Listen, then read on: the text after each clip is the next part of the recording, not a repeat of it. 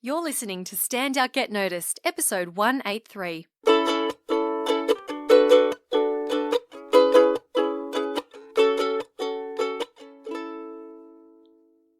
Hi there, Rockstar, and welcome to Stand Out Get Noticed. I'm Christina Canters, speaker, coach, and founder of The C Method, where I help high-performing professionals and business leaders to build powerful communication skills.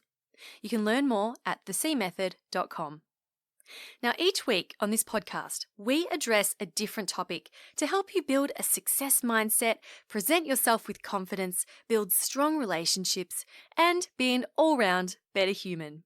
If you enjoy the podcast and want more, do come on over and join our community on Facebook. Search for the group The C Method Rockstars or go to thecmethod.com/community. We cannot wait to meet you. Now, this week's podcast is all around resolving conflicts. Let me ask you a question.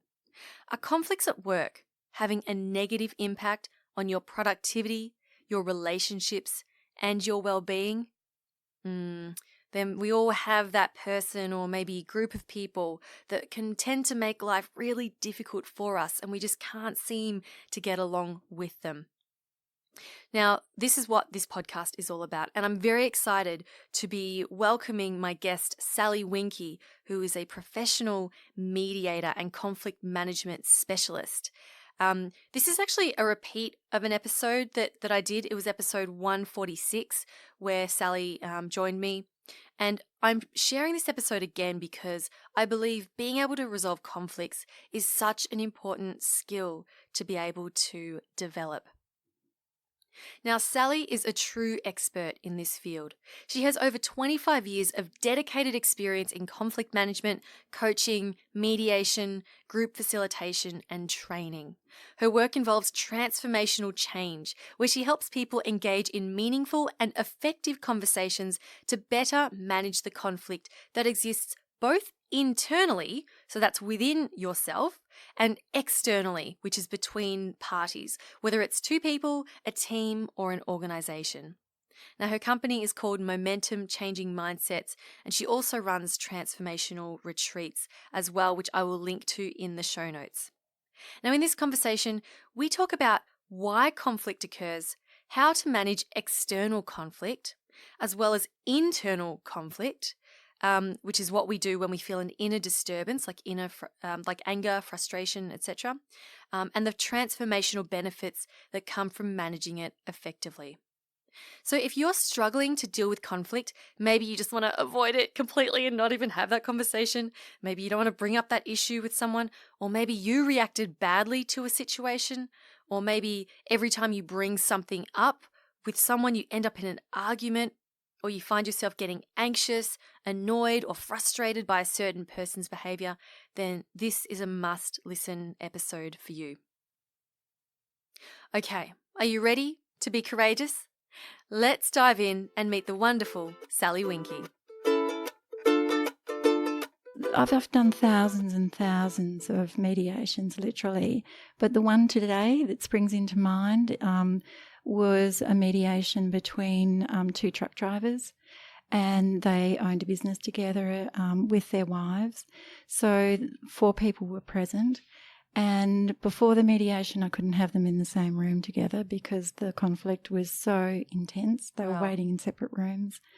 And there was a lot of energy, there was a lot of tension, there was a lot of fear when we got them together in the room. And I suppose what I really remember out of that was the point at which they listened to each other and they listened to each other's perspective. They listened and they understood. And that was what transformed the whole situation, because there was another perspective. It wasn't just their locked-in perspective. And the 4 of them, after about 5 hours, arms around each other, walked out and went to the pub. Wow. That must be so rewarding to be able to see that transformation. But it took 5 hours. A minimum 5 hours. A minimum 5 hours. What's the longest amount of time that you've seen it take? I'm embarrassed to say, Christina. I think I've had people in the room for 9. Wow.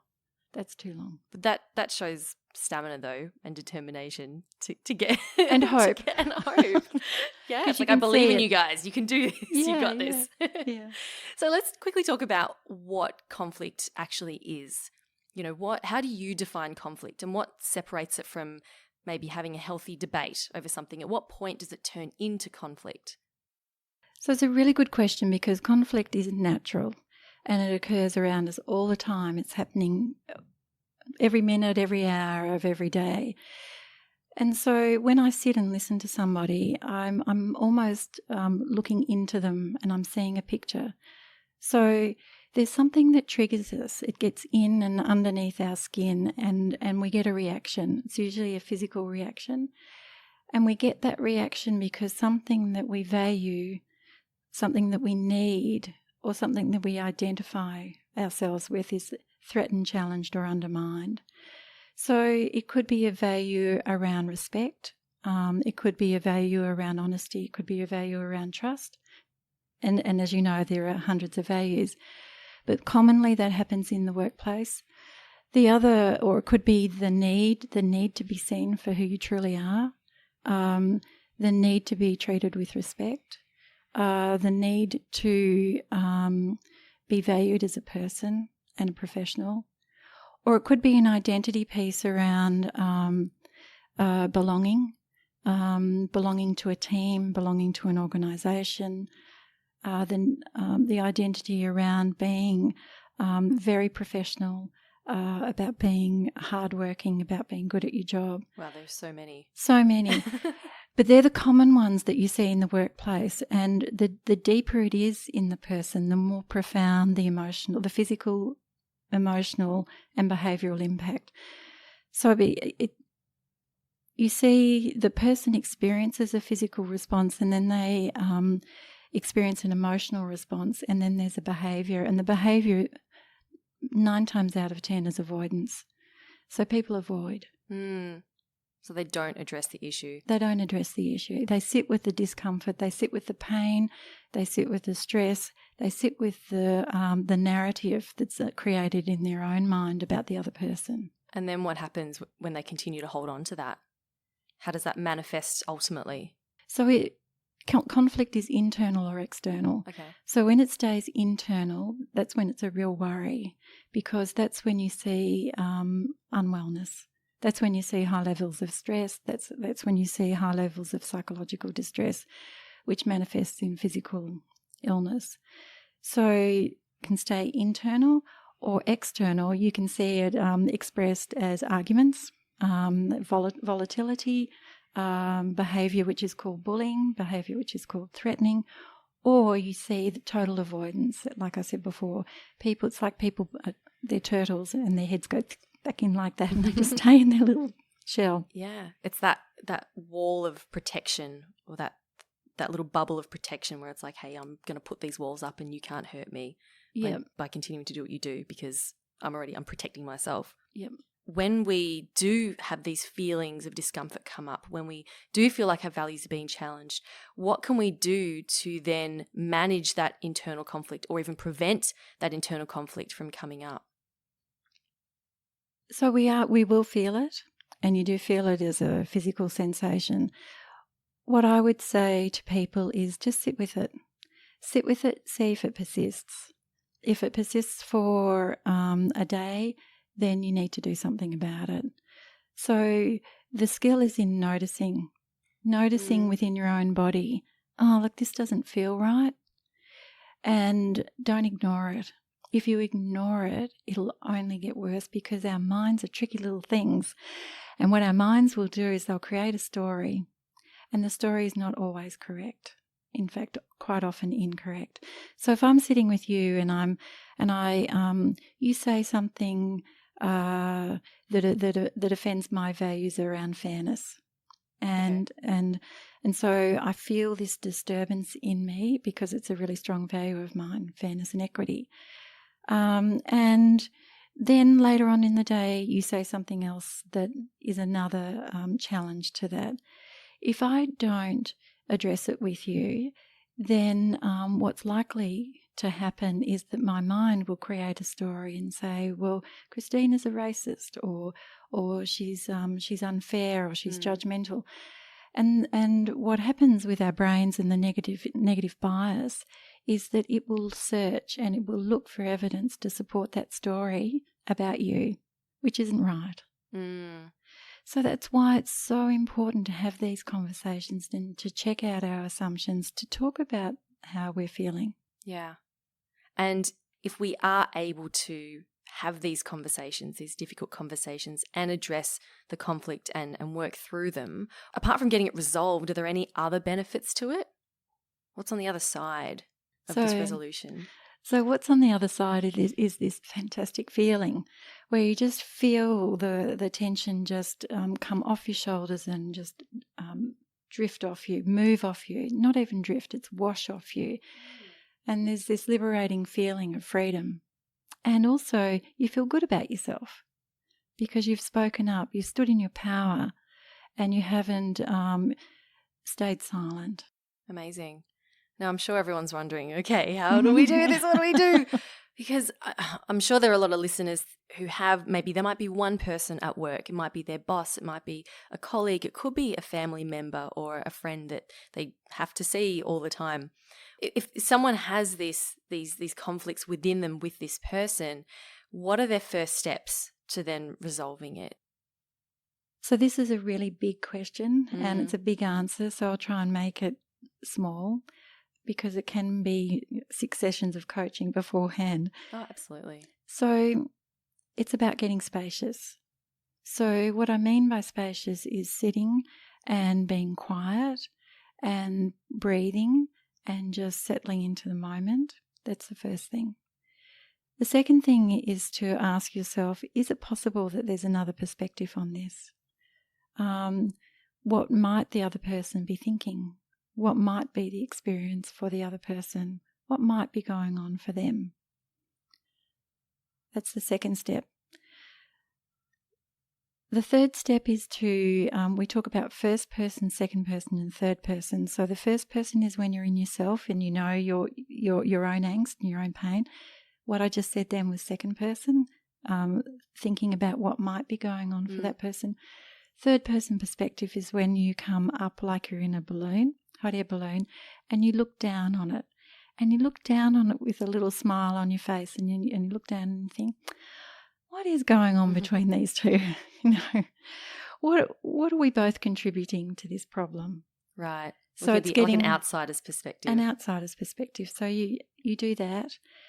And then I'll tell you a 5-step approach, which is a no-fail, and I've been teaching it for probably 30 years. Ooh, and it's very simple. So the first thing is to talk about how you feel. And what you feel can never be wrong, whereas what you think can be wrong. Can you expand on that? So if I say to you, I feel really sad, and you say to me, no, you don't. Yeah, I've no leg to stand on. I can't argue with. You can't argue feeling with sad. it. Okay. I say, well, I own my own stuff, and I actually feel sad. So the first thing is how you feel. So I feel sad, I feel upset, I feel disrespected. So I feel is the first one, or I am feeling, or I felt. So feelings.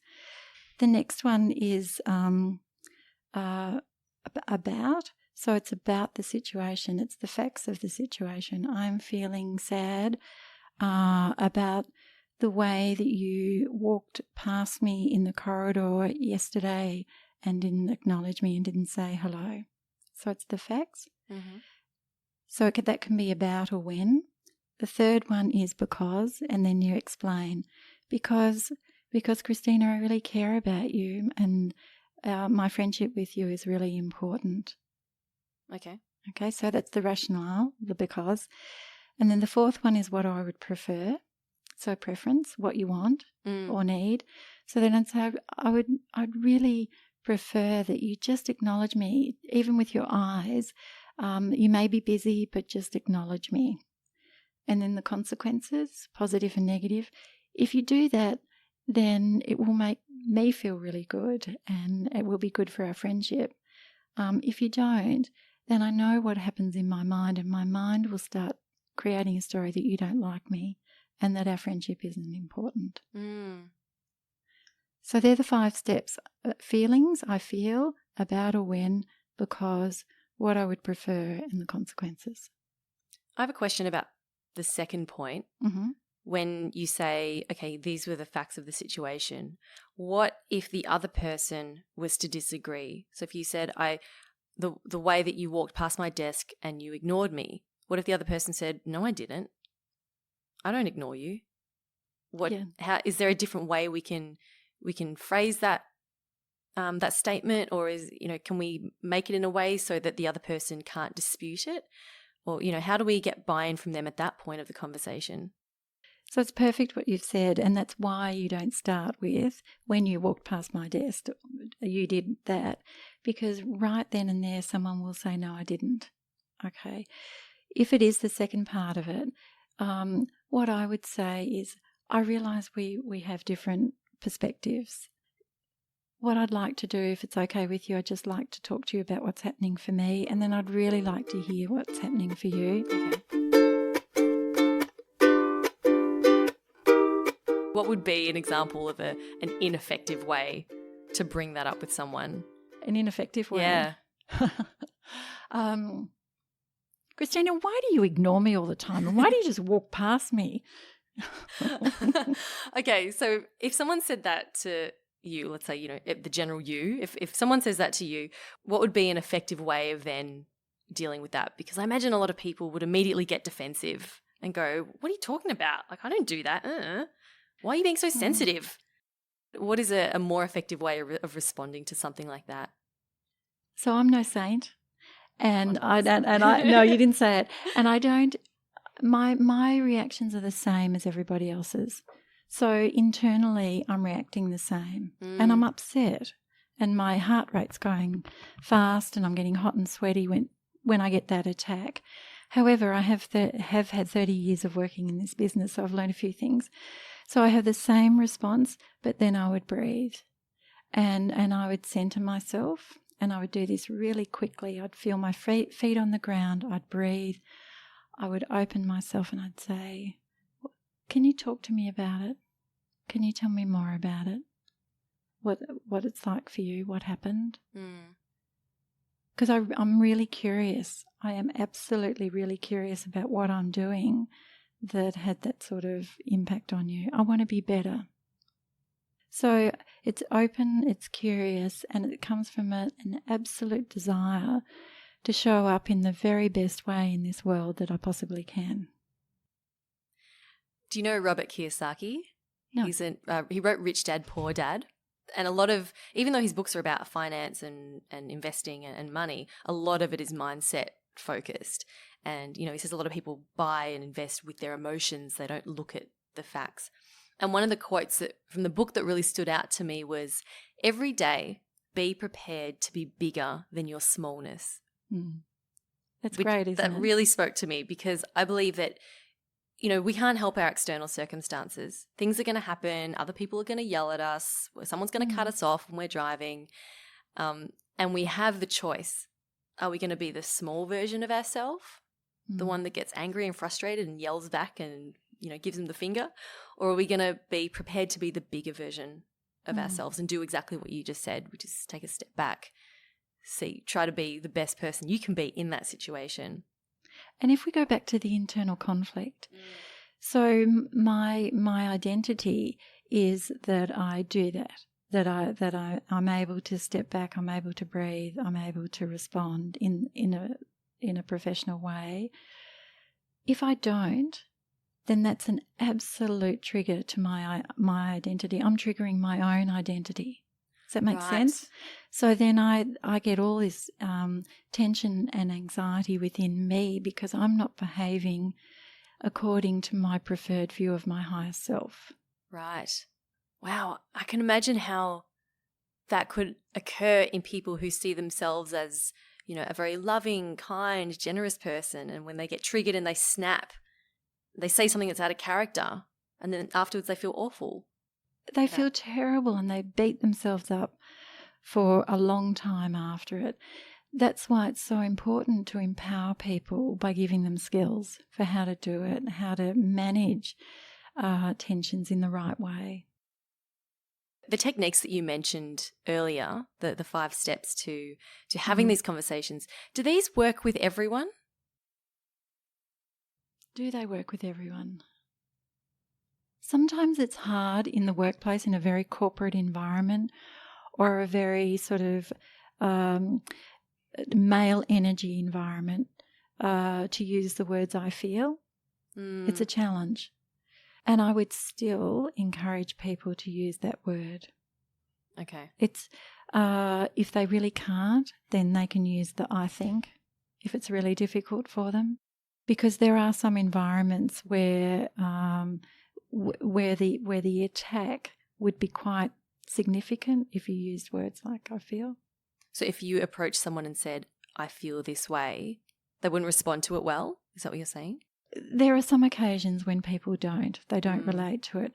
But it doesn't change that that's what I would be it's one approach that I would be recommending. Sally, I have a question for you that, I don't know, might require a little bit of thinking. I'm not sure, but we'll see. I'll just throw it out there. If you could somehow Jedi mind trick everyone into shifting their belief around, I mean, it could be conflict or it could be around simply communicating at work. If there was one shift that you would wish that one shift that you wish everyone could make that would help tremendously with conflict, what would it be? So I think the one that comes to mind is something that David Drake, who's a narrative coach, taught me, and it's around pivot point, that we have a choice point, and we have a nanosecond at that choice point of how we react, of how we think, of how we react, how we behave. And I think at that pivot point, in that little nanosecond, if people could breathe, if they could open themselves and they could open themselves to a different perspective, then I think that would really change things in the world. That is powerful stuff.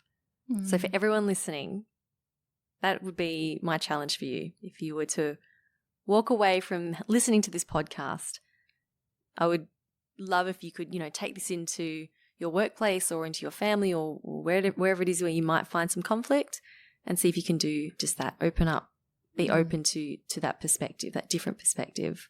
Love that. Now, Sally, you mentioned, what was his name again? David Drake. David Drake. He's a narrative coach. Narrative coach. You mentioned that you were a narrative coach as well. Can you explain a bit more about what that is? So we work with people's stories. Okay. So we create stories all the time. And with that example that I just said before, about opening ourselves to a different perspective, what I would challenge people to do if they're locked into a thought or a story like, he doesn't like me, he doesn't want to be my friend anymore, then you write 5 other possible stories. One story might be he's really busy, he's really stressed at work, he's got a whole lot on. It could be he isn't in the country, so isn't able to answer my telephone calls, etc., etc. His mum could have passed away. Yeah. He could have moved house. You have no idea what's going on in his life. You have no idea. The dog might be sick and he might be at the vet.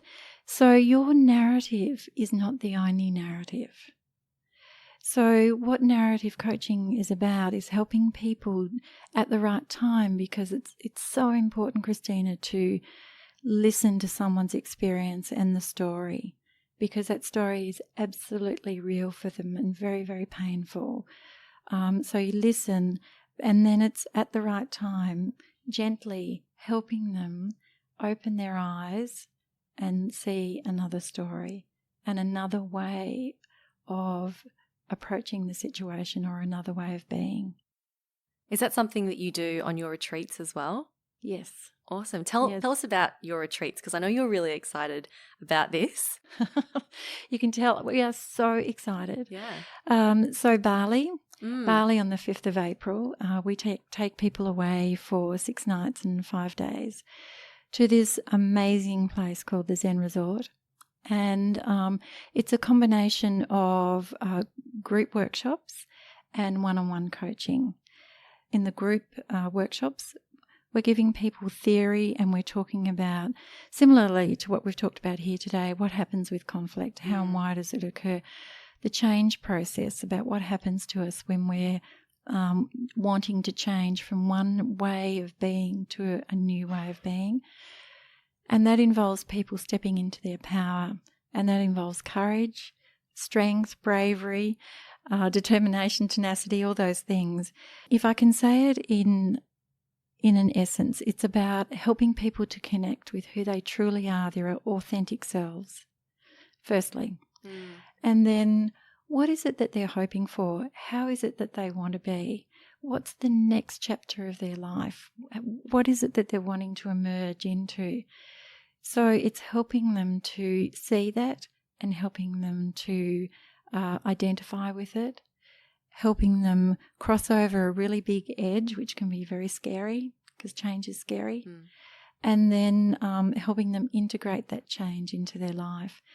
And we do all this in the most beautiful environment where, this is where I get excited. So it's there's an Ayurvedic doctor there, and there are the masseurs are trained in Ayurvedic as well. So you can have a 4-hand massage, you can have a massage for 2 hours, you can have a massage for 1 hour, you can have a flower bath. It's just so it's all fantastic. over transformation it is. and bliss. Beautiful food, beautiful people. Sounds wonderful. Sally, where can people, if people want to learn more about these retreats and connect with you, where can they go? So firstly, they can go to our website, www.changingmindsets. And we have, in a week, we're about to launch a new website, which is Heartfelt Retreats. Okay. By the time this podcast is out, it would have been released already. So that's great. So people can go to Heartfelt Retreats. Yes. Okay. Awesome. I'll put links to all of those in the blog post of this episode so people can go straight there and connect with you. Do you have any other words of wisdom to share with the listener, Sally, before we wrap up? I think for all of us that stepping into conflict is very scary, and we would rather avoid than step into it. But I can absolutely assure people that once you do it, once you step into it, draw a deep breath, have the conversation and work through it with the person, that you will feel better on the other side. You will feel more empowered. You will feel liberated. You will feel free. So just do it. Love it. Thank you so much, Sally, for joining us on the podcast and for being so generous and gracious in sharing what you know. Thank you. Well, thank you. It's been my privilege.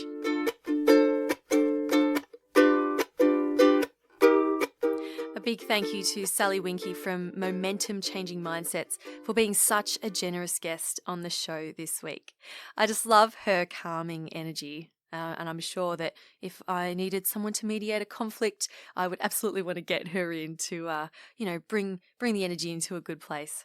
You can find out more about Sally's upcoming retreats at heartfeltretreats.com.au. It was a while back when we first recorded this, but Sally is still running Heartfelt Retreats. In fact, she does have one coming up in November, 6th to 9th of November in Daylesford, which is near Melbourne. And she has another one in Bali in March of next year. So go to heartfeltretreats.com.au to learn more about those. Now, I hope you enjoyed this episode, and if you did, and if you feel like you have a friend or a family member or someone who would also find value in it, then I do encourage you to share this with them. Share it with them. If they're not subscribed to the podcast, then open up their phone, show them how to subscribe to the podcast and go, this is the one you must listen to, subscribe, and show them how to do it. And I'm positive that their lives will be much better for it. As will yours, because you'll have lowered conflict, right? Yeah, absolutely. Thank you so much for tuning in today. I hope you've enjoyed this episode, and I will talk to you next week. My name's Christina Canters. And this has been Stand Out, Get Noticed.